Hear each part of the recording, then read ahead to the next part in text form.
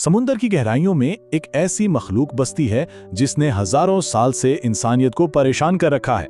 ये कोई आम जानवर नहीं, बल्कि ये साइंस के सबसे बड़े और पुराने मामों में से एक है। एक ऐसा जानदार जिसने दुनिया के बड़े से बड़े ज़हीन लोगों को भी चकरा कर रख दिया है। तो इस राज को समझने के लिए हमें वक्त में बहुत पीछे जाना होगा, जहां से ईल मछली की अफजाइश नस्ल का ये अजीब मुअम्मा शुरू हुआ। और यही वो मरकजी सवाल है जिसमें एक पूरी साइंसी जासूसी की कहानी को जन्म दिया।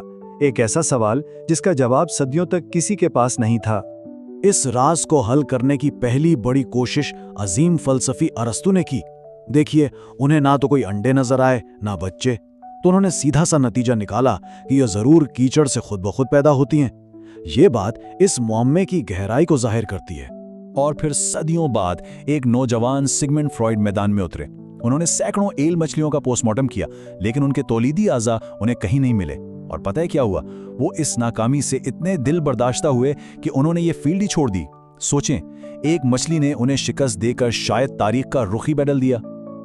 दहाइयों बाद साइंसदानों को पता चला कि उस वक्त तक ईल के जिनसी आज़ा डेवलप ही नहीं होते जब तक कि वो मीठे पानी से सारगासो समंदर का रुख न कर ले।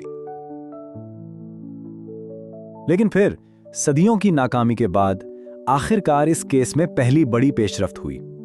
एल मछली के लार्वे की शक्ल में पहला बड़ा सुराग मिला। जरा तसव्वुर करें, एक ऐसी मखलूक जो बिल्कुल शफाफ हो, जैसे शीशे से बनी हो।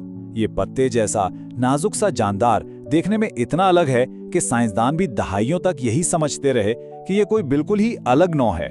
किसी के वहमो गुमान में भी नहीं था कि यह दरअसल ईल मछली की इब्तदाई खुफिया शक्ल है। फिर मैदान में आए डेनमार्क के साइंसदान जोहान्स श्मिट। उन्होंने एक तवील अरसे तक इन्हीं शफ्फाफ लार्वों का पीछा किया पूरे बहरे ओकियानुस में, और आखिरकार उन्होंने एल मछली की इस खुफिया पैदाइशी जगह सारगासो समुद्र का राज दुनिया के सामने खोल ही दिया। यहाँ से कहानी और भी अजीब हो जाती है। ईल मछली की लाइफ साइकिल बिल्कुल अनोखी है। ये समुद्र में शुरू होती है और फिर मीठे पानी की तरफ जाती है, यानी सैल्मन जैसी मछलियों के सफर से बिल्कुल उलट। उसकी जिंदगी 5 अहम मरहलों से गुजरती है। समंदर में शफाफ लार्वे से लेकर मीठे पानी में दहाइयां गुजारने वाली येलो एल तक, और फिर आखिर में पुरइसरार सिल्वर एल की शक्ल में वापसी का सफर।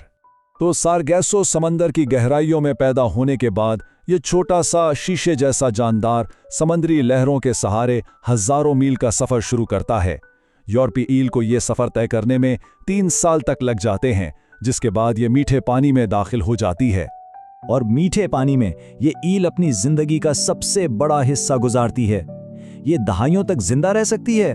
यहाँ तक कि स्वीडन में एक ईल ऐसी भी मिली जिसकी उम्र 155 साल रिकॉर्ड की गई। जरा सोचें, एक ऐसी मखलूक जो शायद 2 आलमी जंगों की गवाह हो।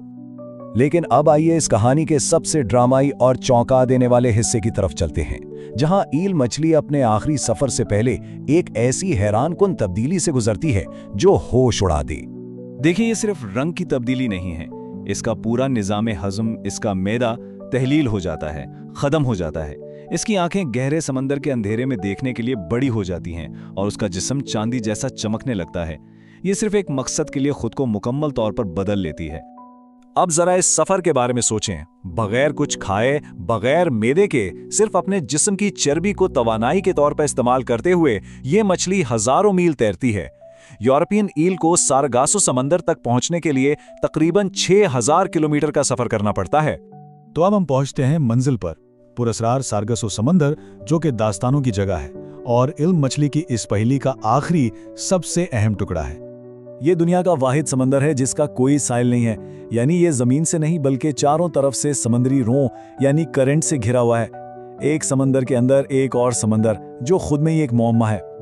और उसकी परस्रारियत में इजाफा तब होता है जब हम देखते हैं कि इसका मगरबी किनारा बदनाम ज़माना बरमूडा ट्रायंगल से जा मिलता है।